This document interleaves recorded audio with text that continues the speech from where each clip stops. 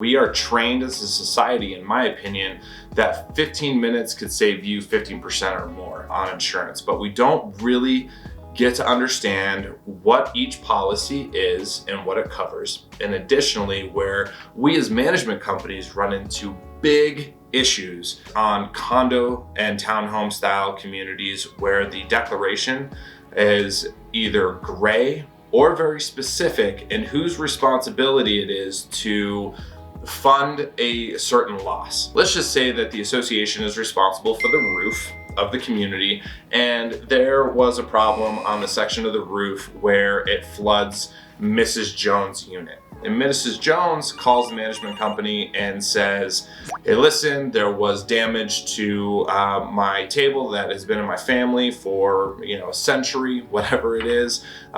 You need to be responsible for this. There are several pieces to this particular situation. Number one, Mrs. Jones just wants to be taken care of. And absolutely, we understand. And that's what we want for Mrs. Jones.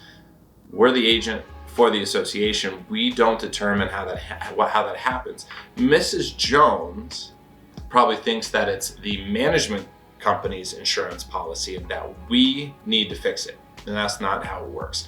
The declaration for the community lines out exactly what insurance covers. And in this particular case, the association is responsible for the maintenance of that roof. So do they have an obligation to fix where the leak is coming from?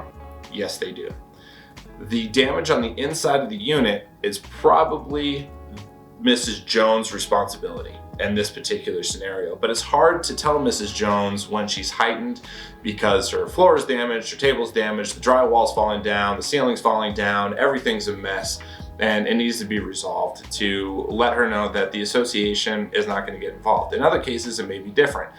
This gets very, very complicated. There's a real possibility for associations to save enough on insurance to cover the entire cost of what they pay in management fees. That is a huge, huge opportunity.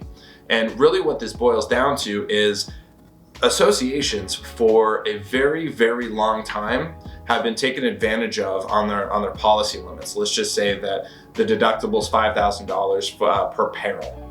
And the association continues to turn in claims on these perils over and over again. The $5,000 deductible gets hit time and time and time and time and time again. And what does that do? That raises the cost of insurance for every community across the board. What insurance was in 2006 and 2007 is definitely not what it is today. That's a little bit about insurance. We understand how complicated it gets. There's a new product coming to the market that's going to simplify this process like never seen before. No longer will there be confusion from the owner on who's responsible, association or the owner as the individual.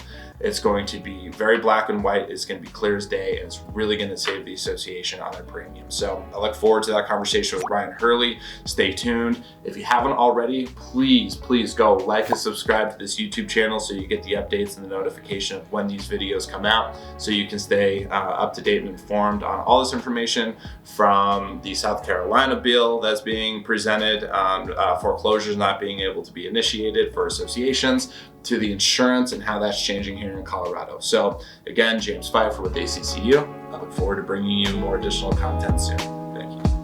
Thank you.